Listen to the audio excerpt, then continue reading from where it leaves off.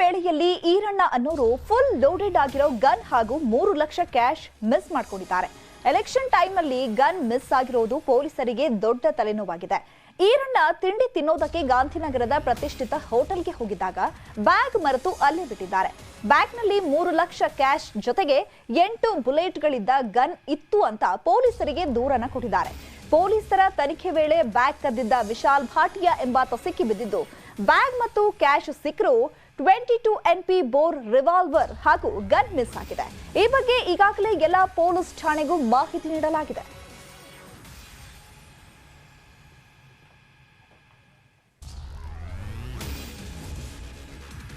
ಸದ್ಯ ಎಲ್ಲೆಡೆ ಚುನಾವಣಾ ರಂಗು ಹೆಚ್ಚಾಗ್ತಾ ಇದೆ. ಇದರ ನಡುವೆ ಹೂವಿನ ಹಾರಗಳಿಗೆ ಬೇಡಿಕೆ ಹೆಚ್ಚಾಗಿದೆ. ಮಾರುಕಟ್ಟೆಯಲ್ಲಿ ಕಾಂಗ್ರೆಸ್ ಹಾರ, ಬಿಜೆಪಿ ಹಾರ, ಜೆಡಿಎಸ್ ಹಾರಕ್ಕೆ ದಿನೇ ದಿನೇ ಬೇಡಿಕೆ ಏರ್ತಾ ಇದ್ದು ಹೂ ಬೆಲೆಯು ಗಗನಕ್ಕೇರ್ತಾ ಇದೆ. ಎಲೆಕ್ಷನ್ ಎಫೆಕ್ಟ್, ಹೂವಿನ ಹಾರಕ್ಕೆ ಭಾರಿ ಬೇಡಿಕೆ. ರಾಜಕೀಯ ಪಕ್ಷಗಳಿಂದ ಹೂವಿನ ಹಾರಕ್ಕೆ ಡಿಮ್ಯಾಂಡ್.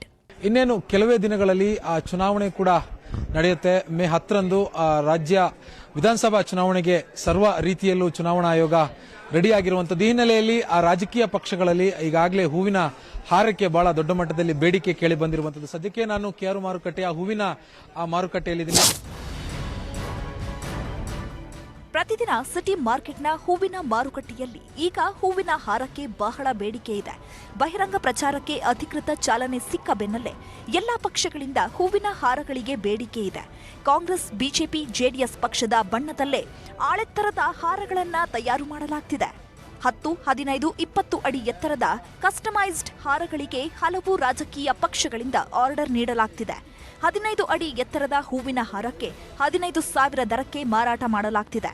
ಪ್ರತಿದಿನ 170ರಿಂದ 200 ಹೂವಿನ ಹಾರಗಳು ಕೆಆರ್ ಮಾರ್ಕೆಟ್ನಲ್ಲಿ ವ್ಯಾಪಾರವಾಗ್ತಿದೆ. ಅವರವರು ಅಭಿಮಾನದಿಂದ ಅವರವರು ತಗೊಂಡೋಗ್ತಾ ಇದ್ದಾರೆ. ಅದು ಬೆಳಿಗ್ಗೆ ಹೊತ್ತು ಎಲ್ಲ ಔಟ್ಸೈಡ್ ಎಲ್ಲ ಹೋಗ್ಬಿಡ್ತದೆ. ಬೆಳಿಗ್ಗೆ ಹೊತ್ತು ನೈಟು 1-2 ಗಂಟೆಯಿಂದ ನಮ್ಮ ವ್ಯಾಪಾರ ಸ್ಟಾರ್ಟ್ ಆಗುತ್ತೆ. ಐತೆ ಎಲ್ಲರೂ ನಡಿಬೇಕಲ್ಲ. ರೇಟ್ ಎಲ್ಲ ಹೇಗಿದೆ? ರೇಟ್ ತುಂಬಾನೇ ಐತೆ. ಇದು ಮದುವೆಗಳು ಸೀಸನ್ ಐತೆ, ಮದುವೆನೂ ಐತೆ, ಎಲ್ಲ ಐತೆ, ಹಬ್ಬಗಳು ಐತೆ. ಆ ಥರ ಉಳಿದಂತೆ ಗುಲಾಬಿ ಹಾರ, ಚೆಂಡು ಹೂ ಹಾರ, ಮಲ್ಲಿಗೆ ಹಾರ ಹೀಗೆ ಬಗೆ ಬಗೆಯ ಹಾರಗಳು ಮಾರುಕಟ್ಟೆಯಲ್ಲಿದೆ. ಇಂಥ ಹೂವಿನ ಹಾರಗಳಿಗೆ 3,000ದಿಂದ 15,000 ರೂಪಾಯಿವರೆಗೂ ದರ ನಿಗದಿ ಮಾಡಲಾಗಿದೆ. ಹೂವಿನ ಹಾರ ಬೇಕು ಅಂದ್ರೆ 2-3 ದಿನಗಳ ಮುಂಚಿತವಾಗಿಯೇ ಆರ್ಡರ್ ಮಾಡಬೇಕು. ಇದರಿಂದ ಹೂವಿನ ವ್ಯಾಪಾರಿಗಳಿಗೆ ಚುನಾವಣೆ ಸುಗ್ಗಿ ಕಾಲ ತಂದಿದೆ. ತರಕಾರಿ ಹಾರ, ಫ್ರೂಟ್ ಹಾರ, ಆಪಲ್ ಹಾರ, ಮೈನ್ ಆಪಲ್ ಹಾರ ಎಲ್ಲ ಇವಾಗ ಸ್ವಲ್ಪ ಕಾಂಗ್ರೆಸ್ ಹಾರಗಳೆಲ್ಲ ಹೋಯ್ತೈತೆ. ಅದು ನೋಡಿ ಹಾರ 15,000 ರೂಪಾಯಿ. ಎಲ್ಲಾರೆ ಗುಲಾಬಿ ಹಾರ ತಗೊಂತಾರೆ 3,000. ಸ್ವಲ್ಪ ಚೆನ್ನಾಗಿರೋ ಒಳ್ಳೆ ಗ್ರ್ಯಾಂಡ್ ಪಾರ್ಟಿ ಅದು ತಗೊಂತಾರೆ. ಹೂವು ಬರ್ತಾ ಇದೆ, ಪರವಾಗಿಲ್ಲ, ಏನು ಪ್ರಾಬ್ಲಮ್ ಇಲ್ಲ. ಚೆನ್ನಾಗಿ ಹೂವು ಬರ್ತಾ ಇದೆ, ಒಳ್ಳೆ ಕೆಲಸ ಆಯ್ತಿದೆ. ಇವಾಗ ಜಾಸ್ತಿ ಒಂದು ವಾರದಿಂದ ಜಾಸ್ತಿ ಹಾಕಿಬಿಟ್ಟಿದೆ.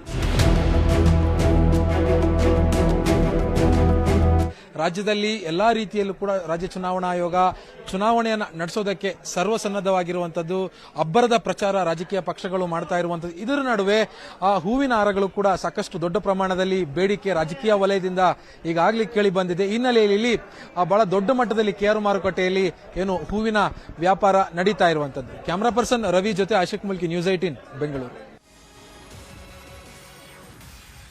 ರಾಜ್ಯ ಅಸೆಂಬ್ಲಿ ಚುನಾವಣೆಗೆ ಅಖಾಡ ರೆಡಿಯಾಗಿದೆ. ಈ ಬಾರಿ ಮತದಾನ ಪ್ರಮಾಣ ಹೆಚ್ಚಿಸಲು ಆಯೋಗ ಕಸರತ್ತು ನಡೆಸ್ತಾ ಇದೆ. ಈ ಹಿನ್ನೆಲೆ 80 ವರ್ಷ ಮೇಲ್ಪಟ್ಟವರಿಗೆ ಮನೆಯಿಂದಲೇ ಮತದಾನ ನಡೆಸಲು ಆಯೋಗ ಅವಕಾಶ ಮಾಡಿಕೊಟ್ಟಿದೆ. ಆದರೆ ಈಗ ಮತದಾನ ಗೌಪ್ಯತೆ ಪ್ರಶ್ನೆ ಎದ್ದಿದ್ದು, ಗೌಪ್ಯತೆ ಬಹಿರಂಗಪಡಿಸಿದ್ರೆ ಹುಷಾರಂತಿದೆ ಆಯೋಗ. 12D ಫಾರಂ ಪಡೆದ ಹಿರಿಯ ನಾಗರಿಕರಿಗೆ ಆಯೋಗ ಸೂಚನೆ. ಮತದಾನ ಗೌಪ್ಯತೆ ಕಾಪಾಡದಿದ್ದರೆ ಜೋಕೆ. ರಾಜ್ಯ ಅಸೆಂಬ್ಲಿ ಅಖಾಡಕ್ಕೆ ದಿನಗಣನೆ ಶುರುವಾಗಿದೆ. ಮೇ 10ಕ್ಕೆ ಅಭ್ಯರ್ಥಿಗಳ ಭವಿಷ್ಯ ನಿರ್ಧಾರವಾಗಲಿದೆ. ಈ ಬಾರಿ ಅಖಾಡದಲ್ಲಿ 2,613 ಕದನಕಾಲಿಗಳು ಅಗ್ನಿ ಪರೀಕ್ಷೆಗೆ ಇಳಿದಿದ್ದಾರೆ. ಮೇ 13ಕ್ಕೆ ಫಲಿತಾಂಶ ಹೊರಬೀಳಲಿದೆ. ಈ ಬಾರಿ 80 ವರ್ಷದ ಮೇಲ್ಪಟ್ಟ ಮತದಾರರಿಗೆ ಮನೆಯಿಂದಲೇ ಚುನಾವಣಾ ಆಯೋಗ ಮತದಾನಕ್ಕೆ ಅವಕಾಶ ಕಲ್ಪಿಸಿದೆ.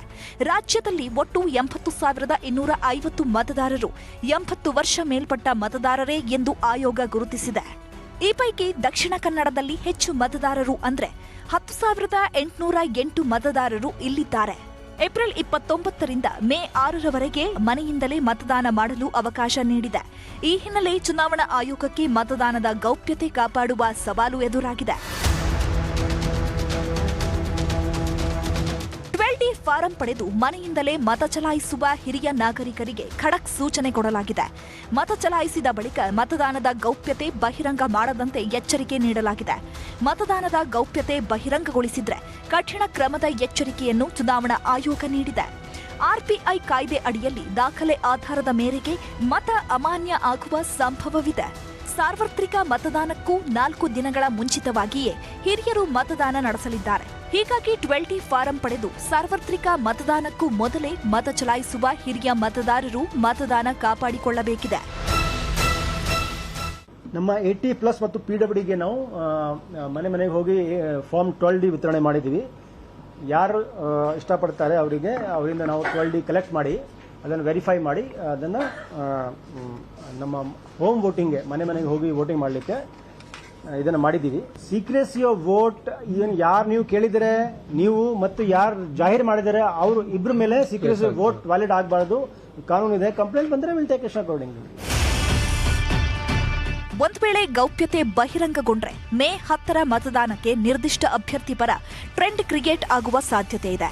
ಗೌಪ್ಯತೆ ಬಹಿರಂಗ ಮಾಡಿದ್ರೆ ಸಾರ್ವತ್ರಿಕ ಮತದಾನದ ಮೇಲೆ ಎಫೆಕ್ಟ್ ಬೀಳಲಿದೆ. ಈ ಕಾರಣದಿಂದ ಗೌಪ್ಯತೆ ಬಹಿರಂಗ ಪಡಿಸದಂತೆ ರಾಜ್ಯ ಮುಖ್ಯ ಚುನಾವಣಾ ಅಧಿಕಾರಿಗಳು ಎಚ್ಚರಿಕೆ ನೀಡಿದ್ದಾರೆ. ಆಶಿಕ್ ಮುಲ್ಕಿ, ನ್ಯೂಸ್ 18 ಬೆಂಗಳೂರು.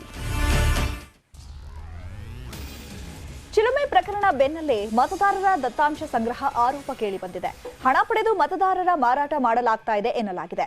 ಚಿಲುಮೆ ಸಂಸ್ಥೆಯ ರೀತಿಯಲ್ಲಿ ಈ ಕಂಪನಿಯು ಸಹ ಕೆಲಸ ಮಾಡ್ತಾ ಇದ್ದು ಅಂತ ಹೇಳಲಾಗ್ತಾ ಇದೆ. ಆದರೆ ಕಂಪನಿಯ ಹೆಸರನ್ನ ಬಹಿರಂಗ ಪಡಿಸದ ಪೊಲೀಸರು ಗೌಪ್ಯವಾಗಿಟ್ಟಿದ್ದಾರೆ. ಪ್ರತ್ಯೇಕ ಆಪ್ ಬಳಸಿ ಮತದಾರರ ಮಾಹಿತಿ, ಹೆಸರು, ವಿಳಾಸ, ಜಾತಿ, ಮತದಾರರು ಕಳೆದ ಬಾರಿ ಯಾವ ಪಕ್ಷಕ್ಕೆ ಬೆಂಬಲಿಸಿದ್ದಾರೆ ಎಂದು ತಿಳಿದು ಬಂದಿದೆ. ಇದು ನಿರ್ದಿಷ್ಟ ಕ್ಷೇತ್ರದ ಮತದಾರರ ಪಟ್ಟಿಯೇ ಅಥವಾ ಬೇರೆ ಕ್ಷೇತ್ರದ ಕೂಡ ಇಲ್ಲಿ ಇದೆಯಾ ಅಂತ ತನಿಖೆಯನ್ನ ಮುಂದುವರಿಸಲಾಗಿದೆ. Welcome back. ಕೂಲ್ ಸಿಟಿ ಅಂತಾನೆ ಕರೆಸಿಕೊಳ್ಳೋ ರಾಜಧಾನಿ ಬೆಂಗಳೂರು ಸದ್ಯ ಹಾಟ್ ಸಿಟಿಯಾಗಿ ಬದಲಾಗಿದೆ. ಎಂಥ ಶಕೆಯಪ್ಪ ಅಂತ ಸಿಟಿ ಜನ ಶಾಪ ಹಾಕೋಕೆ ಶುರು ಮಾಡಿದ್ದಾರೆ. ಉರಿಯುವ ಬಿಸಿಲಿಗೆ ಹೀಟ್ ಸ್ಟ್ರೋಕ್ ಭೀತಿ ಒಂದ್ ಕಡೆಯಾದ್ರೆ, ತಾಪಮಾನ ಏರಿಕೆ ಬೆನ್ನಲ್ಲೇ ಆರೋಗ್ಯ ಇಲಾಖೆ ಮಾರ್ಗಸೂಚಿ ಬಿಡುಗಡೆ ಮಾಡಿದೆ. ಸಿಲಿಕಾನ್ ಸಿಟಿ ಜನರೇ ಎಚ್ಚರ ಎಚ್ಚರ.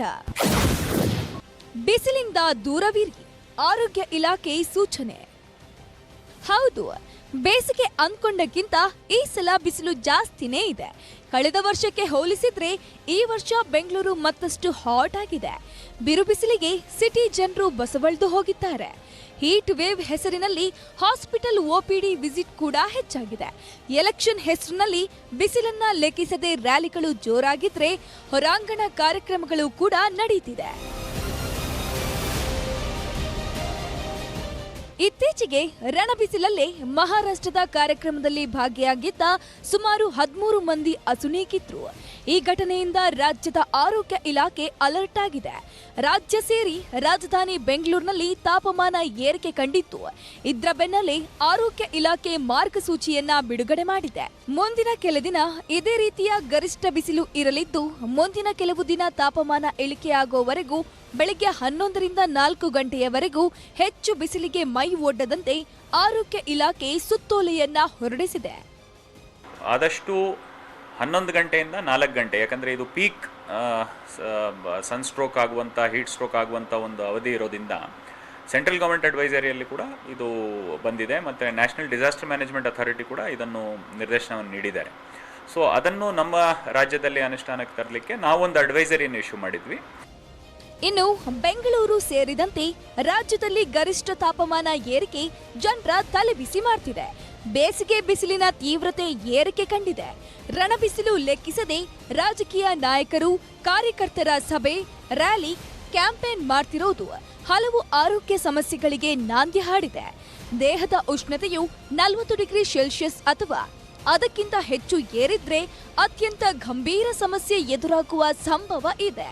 ಇನ್ನು ಕೆಲವು ಸಂದರ್ಭದಲ್ಲಿ ಹೀಟ್ ಸ್ಟ್ರೋಕ್ ಕೂಡ ಆಗುವ ಸಾಧ್ಯತೆ ಇದ್ದು, ಇದು ಜೀವಕ್ಕೆ ಕುತ್ತು ತರುವ ಸಾಧ್ಯತೆ ಇದೆ. ಹೀಗಾಗಿ ಮುಂದಿನ ಕೆಲವು ದಿನ ತಾಪಮಾನ ಇಳಿಕೆಯಾಗುವವರೆಗೂ 11ರಿಂದ 4 ಗಂಟೆಯವರೆಗೂ ಹೆಚ್ಚು ಬಿಸಿಲಿಗೆ ಮೈ ಒಡ್ಡದಂತೆ ಇರುವಂತೆ ಆರೋಗ್ಯ ಇಲಾಖೆ ಸಲಹೆಯನ್ನ ನೀಡಿದೆ. ಸಾಮಾನ್ಯವಾಗಿ ಸಾರ್ವಜನಿಕ ಸಭೆಗಳನ್ನು ಎಲ್ಲಿ ಜನರ ಒಂದು ಹೆಚ್ಚು ಸಂಖ್ಯೆಯಲ್ಲಿ ಸೇರ್ತಾರೆ ಜನರು, ಅದನ್ನು 11 to 4 ಅವಾಯ್ಡ್ ಮಾಡೋದು ಬೆಟರು. ಒಂದು ವೇಳೆ ಅನಿವಾರ್ಯ ಕಾರಣಕ್ಕೆ ಆ ಒಂದು ಸಮಯದಲ್ಲೇ ಮಾಡಬೇಕಾದಲ್ಲಿ 3 ಒಂದು ಫೆಸಿಲಿಟೀಸ್ ಇರಬೇಕಂತ ಹೇಳಿದ್ವಿ. ಒಂದು ಸಂಪೂರ್ಣವಾಗಿ ಶೇಡ್ ಫೆಸಿಲಿಟಿ, ಎರಡನೇದು ಯಾವುದೇ ಥರದ ಸಫಕೇಶನ್ ಆಗಬಾರ್ದು, ಮೂರನೇದಾಗಿ ಡ್ರಿಂಕಿಂಗ್ ವಾಟರ್ ಫೆಸಿಲಿಟಿ. ಒಟ್ನಲ್ಲಿ ಚುನಾವಣಾ ರ್ಯಾಲಿ ಪ್ರಚಾರ ಮಾಡುವವರು ತುಸು ಜಾಗೃತೆ ವಹಿಸಲು ತಿಳಿಸಲಾಗಿದೆ. ಬೈಕ್ ಸವಾರರು ಹಾಗೂ ರಸ್ತೆ ಬದಿ ವ್ಯಾಪಾರಿಗಳು ಕೂಡ ತಮ್ಮ ಆರೋಗ್ಯದ ಬಗ್ಗೆ ಕಾಳಜಿ ಮಾಡಲು ಹೇಳಲಾಗಿದೆ. ಹೀಗಾಗಿ ಎಲ್ಲರೂ ತಮ್ಮ ಆರೋಗ್ಯದ ಬಗ್ಗೆ ಕಾಳಜಿ ವಹಿಸಿದ್ರೆ ಉತ್ತಮ. ಹಂಸ ಶ್ಯಾಮಲ, ನ್ಯೂಸ್ 18 ಬೆಂಗಳೂರು. ಶಾಲೆಗಳ ಆರಂಭಕ್ಕೂ ಮೊದಲೇ ಪೋಷಕರಿಗೆ ಒಂದಲ್ಲ ಡಬಲ್ ಶಾಕ್ ಎದುರಾಗಿದೆ. ಪಠ್ಯ ಪುಸ್ತಕ ಆಯ್ತು, ಮಕ್ಕಳ ಶುಲ್ಕ ಏರಿಕೆ ಆಯ್ತು, ಈಗ ಮಕ್ಕಳ ನೋಟ್ಬುಕ್, ವರ್ಕ್ ಬುಕ್ ಹಾಗೂ ಪೇಪರ್ ಎಲ್ಲದರ ಬೆಲೆ ಏರಿಕೆಯ ಶಾಕ್ ಪೋಷಕರಿಗೆ ತಟ್ಟಿದೆ. ಉಕ್ರೇನ್ ರಷ್ಯಾ ವಾರ್ ಎಫೆಕ್ಟ್, ಗಗನಕ್ಕೇರಿದ ನೋಟ್ಬುಕ್ಗಳ ರೇಟ್, ಶಾಲೆಗಳ ಶುಲ್ಕ ಏರಿಕೆಯಾಯಿತು, ಪಠ್ಯ ಪುಸ್ತಕ ಬೆಲೆ ಏರಿಕೆಯ ಶಾಕ್ ಆಯಿತು. ಈಗ ಶಾಲೆಗಳ ಆರಂಭಕ್ಕೂ ಮೊದಲೇ ಪೋಷಕರಿಗೆ ಡಬಲ್ ಶಾಕ್ ಎದುರಾಗಿದೆ. ಪಠ್ಯ ಪುಸ್ತಕಗಳ ಬೆಲೆ ಏರಿಕೆಯ ಜೊತೆಗೆ ನೋಟ್ಸ್ ಬುಕ್, ವರ್ಕ್ ಬುಕ್, ಪೇಪರ್ಗಳ ಬೆಲೆ 30ರಿಂದ 40% ಏರಿಕೆಯಾಗಿದ್ದು ಪೋಷಕರು ಪರದಾಡುವ ಸ್ಥಿತಿ ಎದುರಾಗಿದೆ.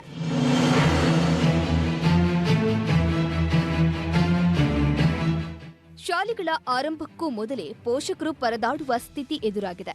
ಒಂದಲ್ಲ ಒಂದು ದರ ಏರಿಕೆ ಪೋಷಕರ ಜೇಬು ಖಾಲಿ ಮಾಡ್ತಿದ್ದು ಪೋಷಕರು ಹೈರಾಣಾಗಿದ್ದಾರೆ.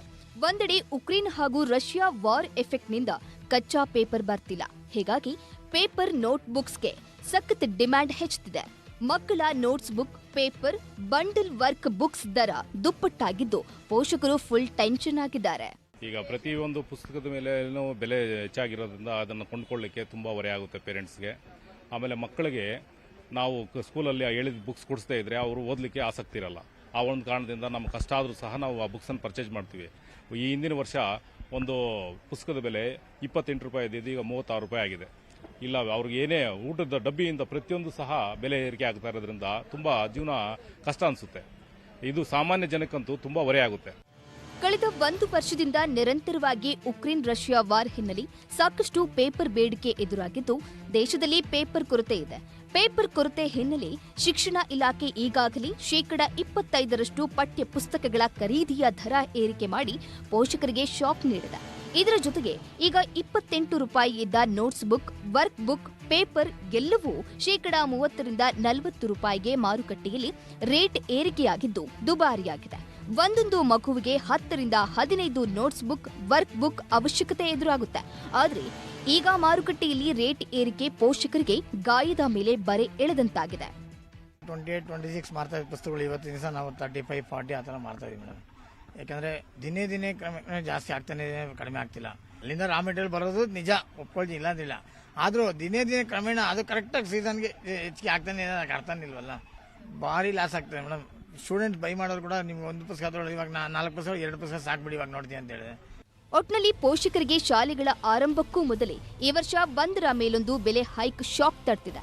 ಇದರ ಮಧ್ಯೆ ಖಾಸಗಿ ಶಾಲೆಗಳು ಶುಲ್ಕ ಏರಿಕೆ ಜೊತೆಗೆ ಪಠ್ಯಪುಸ್ತಕ ನೋಟ್ಸ್ ಖರೀದಿಯನ್ನು ಶಾಲೆಯಲ್ಲಿ ಮಾಡುವಂತೆ ಡಿಮ್ಯಾಂಡ್ ಮಾಡ್ತಿರುವುದು ಪೋಷಕರ ಸಂಕಷ್ಟಕ್ಕೆ ಕಾರಣವಾಗಿದೆ.